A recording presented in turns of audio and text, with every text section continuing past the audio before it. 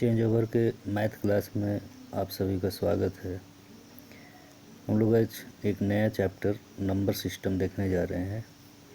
इसे 6 भाग में भी बताया गया है। पार्ट 1 में अंक और संख्या के विषय में बताया गया है।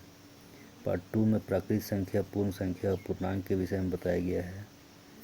पार्ट 3 में संख्याओं के गुण के विषय में बताया गया है। पार्ट 4 में परिमेय संख्या की जानकारी दी गई है। पार्ट 5 में अपरिमेय संख्या, वास्तविक संख्या, काल्पनिक संख्या और कॉम्प्लेक्स नंबर की जानकारी दी गई है। छठे पाठ में कुछ प्रश्नों का हल बताया गया है। उम्मीद है कि आप इसे पार्ट 1 से देख रहे हैं। आइए हम लोग देखते हैं इस पाठ में क्या सीखते हैं। हम लोग संख्या पद्धति में चौथी संख्या यानी परिमेय संख्या की चर्चा करने जा रहे हैं। इस परिमेय संख्या को देखने से पहले दशमलव की संख्या देख लें। परिमेय संख्या को समझना में और हम लोगों को आसानी होगा, इसमें कोई कन्फ्यूजन नहीं रह जाएगा। दशमलव की संख्या को अंग्रेजी में डेसिमल नंबर भी बोलते हैं। इसके लिए हम लोग देखते हैं संख्या रेखा।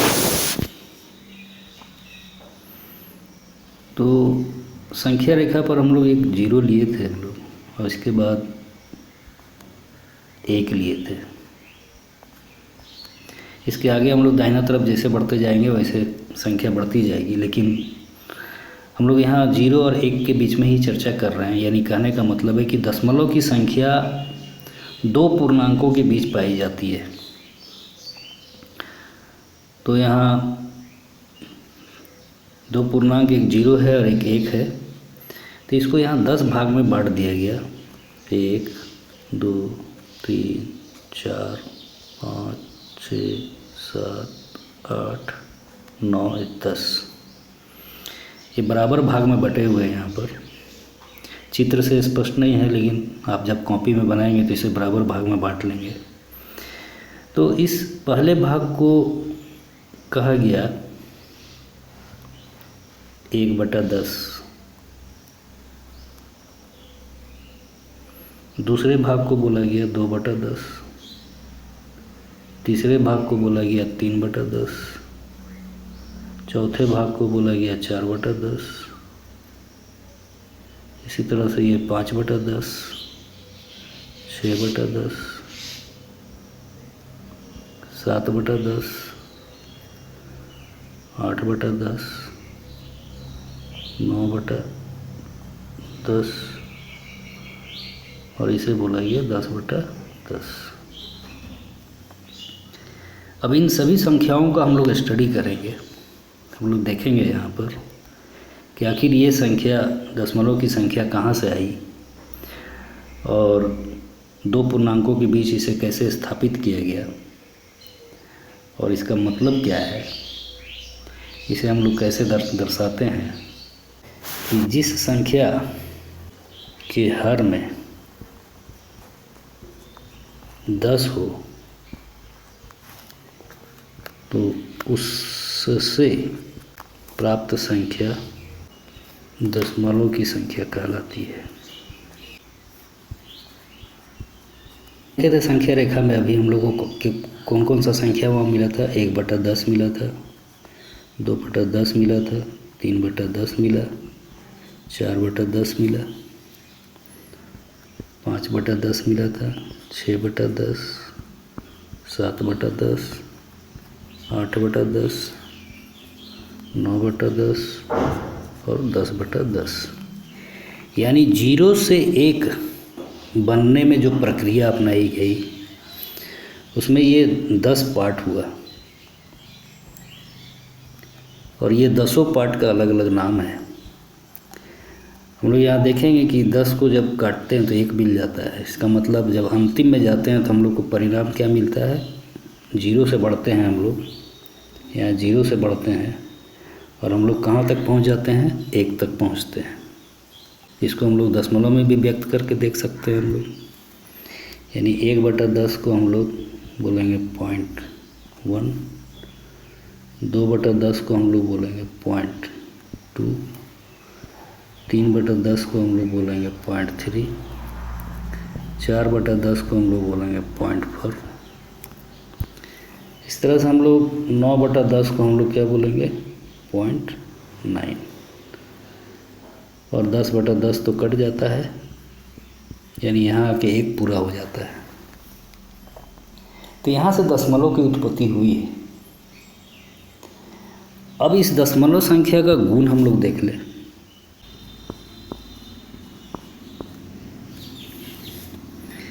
हम लोग यहाँ पर विचार करेंगे 5/10 पर। 0 और 1 के ठीक बीचों बीच है, तो इसको जब हम लोग हल करेंगे तो ये मिलेगा 0.5। अगर इसको हम लोग काट दें तो 5/10 को अगर काट दें तो इसको हम लोग 1/2 भी, 5 दूना 10 यानी 1/2 बराबर 0.5। तो यहाँ देख रहे हैं कि 1 में 2 का भाग पूरा 2 से अगर भाग लगाते हैं 1 में तो ये पूरा कट जाता है। यानी ये जो 1/2 है ये शांत दशमलव का उदाहरण है। इसको हम लोग अंग्रेजी में बोलेंगे टर्मिनेटिंग डेसिमल नंबर, यानी वैसी दशमलव की संख्या जिसमें भाग की क्रिया के दौरान शेषफल 0 हो जाता है। तो इस प्रकार की संख्या को हम लोग टर्मिनेटिंग डेसिमल नंबर यानी शांत दशमलव की संख्या बोलेंगे। ये हम लोग याद रखेंगे कि शेषफल क्या हो जाता है 0 हो जाता है, तो हम लोग उसको शांत बोलते हैं। यदि भाग की क्रिया में शेषफल 0 न हो और भागफल में किसी संख्या का दोहराव बार बार हो तो उसे अशांत आवर्ती दशमलव की संख्या कहते हैं। इसका अंग्रेजी नाम होगा नॉन टर्मिनेटिंग डेसिमल नंबर। तो हम लोग बोलेंगे रिकरिंग डेसिमल नंबर। जैसे 1 में यदि 3 से भाग लगाते हैं तो दशमलव लगा दिए 0 हो गया, 3 तिया 9, फिर 1 बचेगा, फिर 0, 3 तिया 9, फिर 1 बचेगा, 0 लगाएंगे, 3 तिया 9। तो हम लोग यहाँ देखेंगे कि शेषफल 0 नहीं हो रहा है और भागफल में शेषफल यहाँ देख रहे हैं 0 नहीं हो रहा है और भागफल में देख रहे हैं 3 की संख्या रिपीट हो रही है। तो इसको हम लोग लिखेंगे 1/3 बराबर 0.33333। ये आगे बढ़ते चला जा रहा है,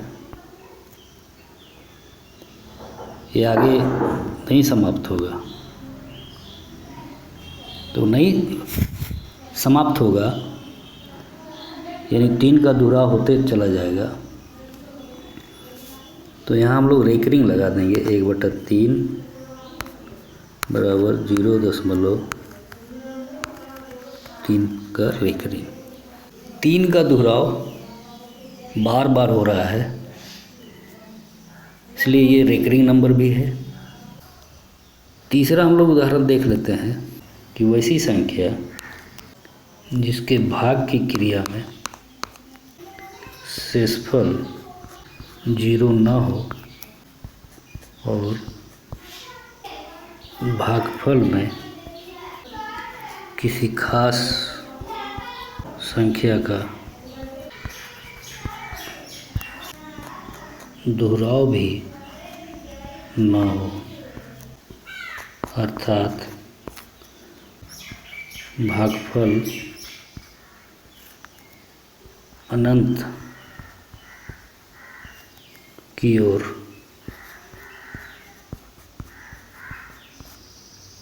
जाता हो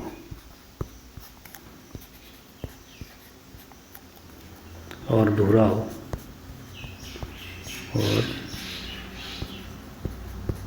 दोहराव न होकर वहाँ संख्या हमेशा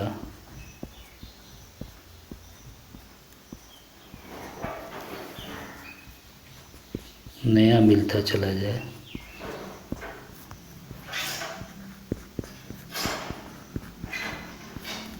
इस प्रकार के दशमलव संख्या को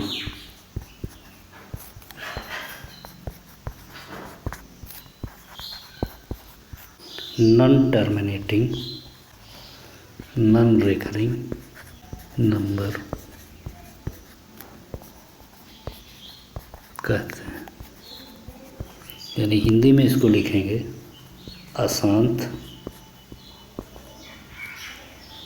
अनावर्ती दशमलव संख्या।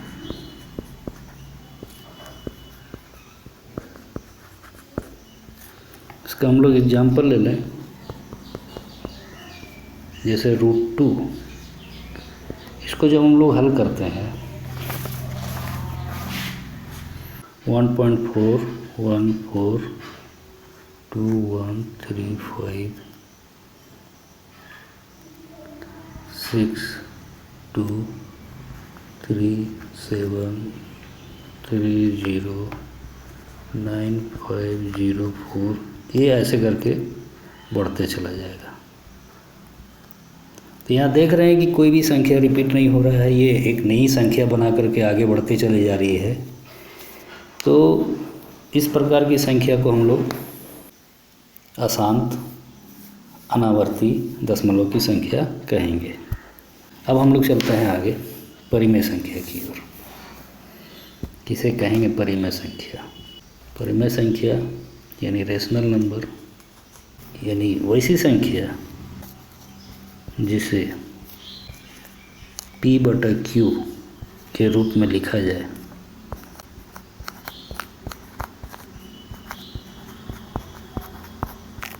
हाँ, P और Q पूर्णांक होना जरूरी है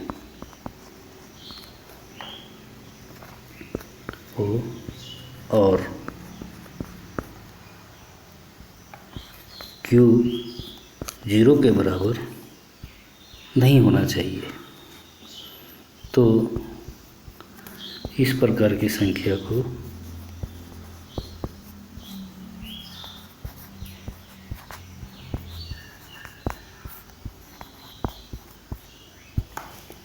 परिमेय संख्या कहते हैं।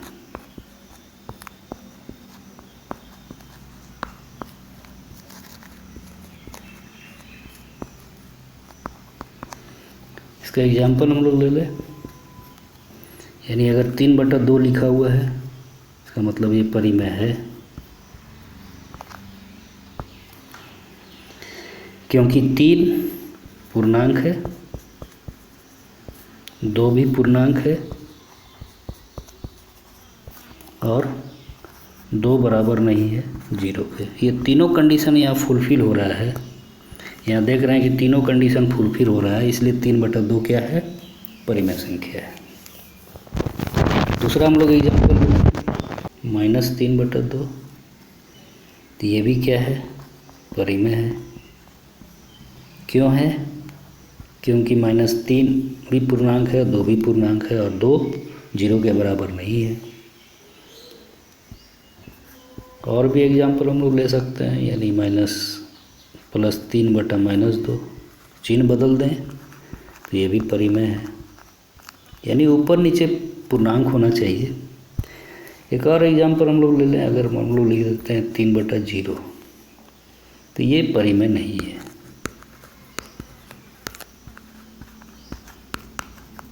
क्यों नहीं है? तो 3 तो पूर्णांक है, 0 भी पूर्णांक है, लेकिन कंडीशन में क्या दिया हुआ था कि P/Q, यानी यहाँ Q 0 नहीं होना चाहिए और यहाँ क्या है, Q 0 है, इसलिए यह परिमेय नहीं है।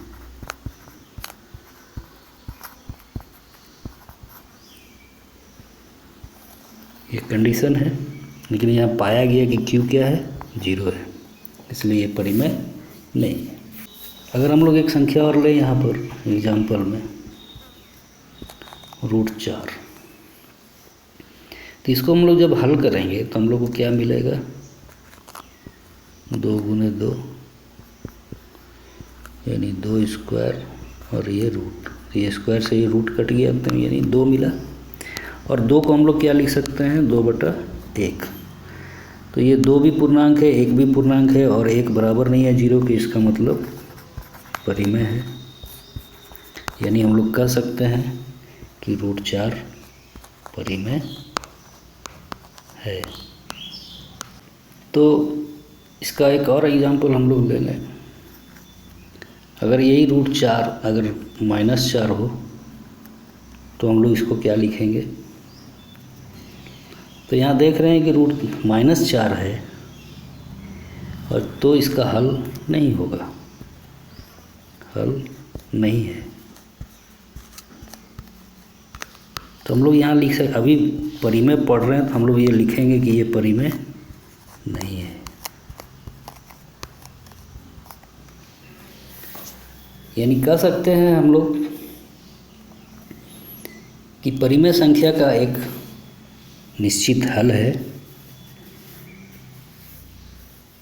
और यहाँ जो एक उदाहरण लिया गया √-4, इसका हल नहीं है।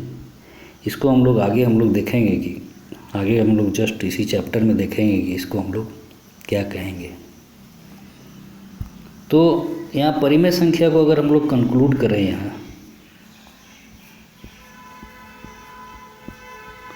तो यहाँ क्या पाएंगे हम लोग, तो ये जो परिमेय संख्या का जो समूह बनेगा, कौन कौन आया फाइनली, पहला आया पूर्णांक संख्या, दूसरा आया शांत दशमलव की संख्या, शांत दशमलव, और तीसरा आया अशांत आवर्ती दशमलव।